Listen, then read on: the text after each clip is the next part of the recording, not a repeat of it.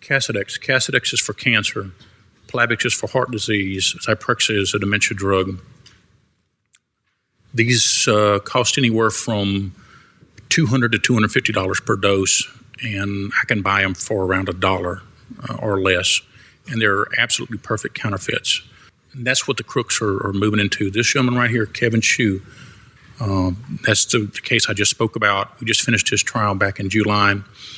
Mr. Hsu was the biggest and most influential trafficker in counterfeit pharmaceuticals in the world. He was into counterfeit in mainstream pharmaceuticals. You can see Aricept, Singulair. These are some of the pills that we bought of him.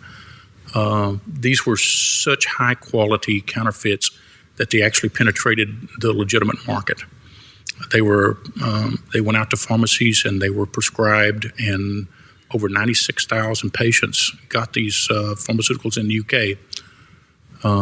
It caused 3 Class 1 recalls, which is their highest level of recall in the UK, and which means that every single dose, whether it's counterfeit or not, was pulled off the market. You can appreciate the amount of money and effort that took.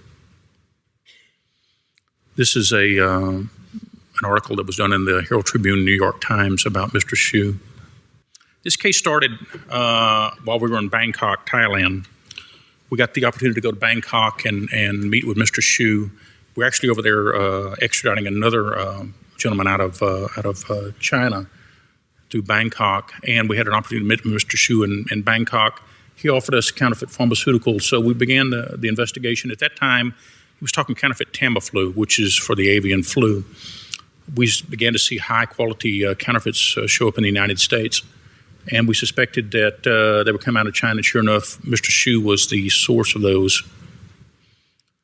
These are some actual photographs from Mr. Hsu's factory. He was manufacturing. During the investigation, he learned that he was manufacturing counterfeit Plavix, Tamiflu, Casodex, made in China. They would ship out of China in drums described as chemicals, and that's some of the Zyprexa that's being shipped out there. To disguise it, they would ship it out of China through Singapore and then transship it through Africa in the drums and barrels. And they would be destined for Europe and the United States in boxes like you see as shown as caramel powder. As a result of our investigation, and this investigation took about a year, we were able to get Mr. Hsu out of China. He came to the United States, to Houston, Texas, for a meeting in what he thought was going to be with the big supplier who was going to basically do the same thing in the United States that he'd already done in the UK, which was to get it into the legitimate market. We arrested him in Houston, Texas, and in July 2008. He was convicted on all counts in federal court. He's still awaiting sentencing. One of the other things I'm going to talk a little bit about is another case that we've been working on with Matt and with our agents, AUSAs in Texas. This is a Middle Eastern smuggling ring. What you see there are some pictures of the largest seizure of counterfeit Viagra ever in the United States, about $8 million worth of counterfeit Viagra. This is some of the defendants in the case that we already arrested in the case. This deals with a smuggling ring that is operating out of the Arabic section of China, and the money goes back to the Middle East, into Jordan and Palestine, to some groups that are not friendly to the United States. These groups operate pretty much with impunity.